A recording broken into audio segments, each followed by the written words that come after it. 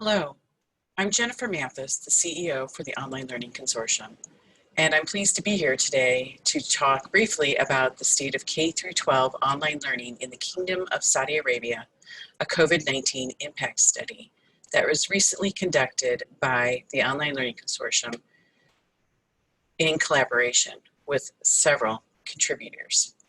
These included the organization known as ISTE, UNESCO IITE, Quality Matters, Data, Michigan Virtual School, and the Illinois Virtual School.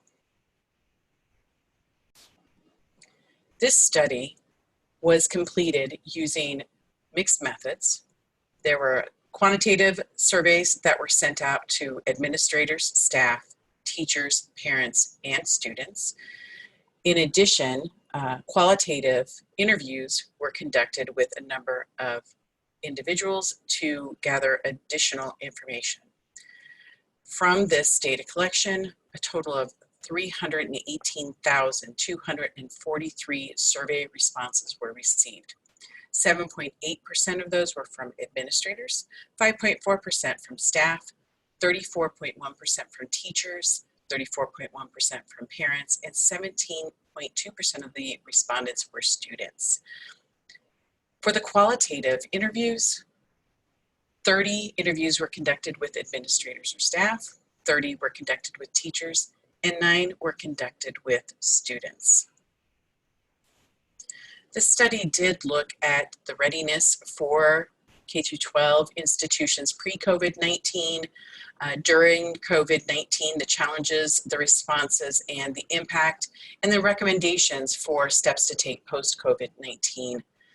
These were reviewed based on an evaluation framework that consisted of 8 dimensions, including leadership, curriculum design and planning, online teaching and learning, assessment, technology, student support, training and support, and evaluation and continuous improvement.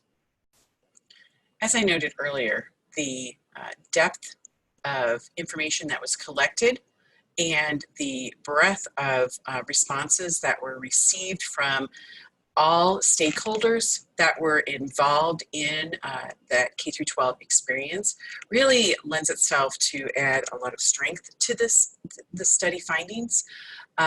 There were a number of recommendations that came from this, and we were able to, in many cases, evaluate those from several different angles so that we did have not only that survey data, but we were able to collect that information through interviews to help reinforce what we learned. And we also reviewed a number of the policy documents provided by the Kingdom of Saudi Arabia to inform the development of data collection instruments.